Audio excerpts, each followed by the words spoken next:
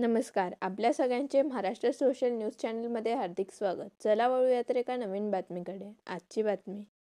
युवासेना धुळे जिल्ह्याच्या वतीने आयोजित सडेतोड राज्यस्तरीय वक्तृत्व स्पर्धा 2026 उत्साहात पार पडली.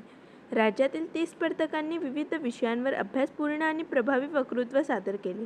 स्पर्धेचे उद्घाटन शिवसेना उपनेते शुभांगी पाटील यांच्यासह मान्यवरांच्या उपस्थितीत झाले. चुरशीच्या स्पर्धेत शेख एहतेशाम इम्तियाज यांनी प्रथम, सागर मनोहर निकम यांनी द्वितीय, तर अविनाश संजय जोंधळे यांनी तृतीय क्रमांक मिळवला. ज्येष्ठ पत्रकार सुनील पाटील, जयश्री वानखेडे आणि निंबा मराठे यांनी परीक्षक म्हणून काम पाहिले. धुळे फेरीतील विजेते स्पर्धक आता 10 जून रोजी नाशिक येथे होणाऱ्या पुढील फेरीत सहभागी होणार आहेत. कारण की स्वर तुमचा आणि दिशा आमची ह्या वाक्यातच खूप आहे.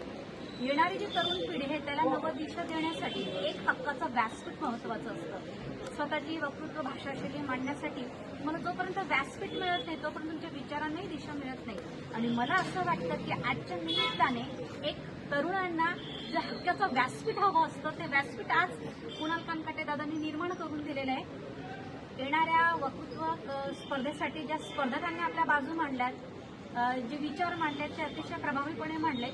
आणि ह्या स्पर्धकाच्या दरम्यान ज्या स्पर्धकांनी आपल्या बाजू मांडल्यात त्या अभ्यासात्मक होत्या, त्यांच्या विचारांना एक दिशा होती. आणि आज जे समाजकारण आणि राजकारण ढवळून निघालेलं आहे त्या बाबतीत तरुणांच्या मनात नेमक्या काय भावना आहेत त्या आपल्याला या स्पर्धेच्या माध्यमातून बघायला मिळतात.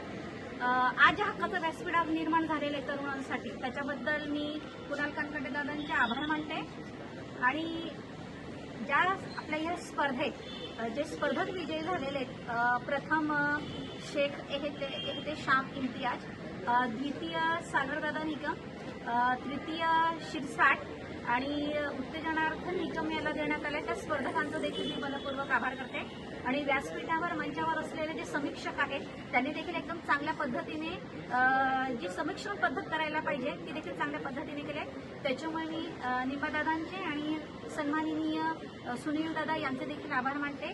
कुणाल कानकाटे दादांचे आभार मानते. आणि येणाऱ्या स्पर्धकांनी त्यांच्या ज्या पद्धतीने अगदी उत्स्फूर्तपणे सहभाग नोंदवला मी त्यांचे देखील आभार मानते. जय हिंद, जय महाराष्ट्र. बातमी आवडल्यास चॅनलला लाईक व सबस्क्राईब करा व दररोज अशा नवनवीन बातम्या पाहण्यासाठी चॅनलला फॉलो करा. धन्यवाद.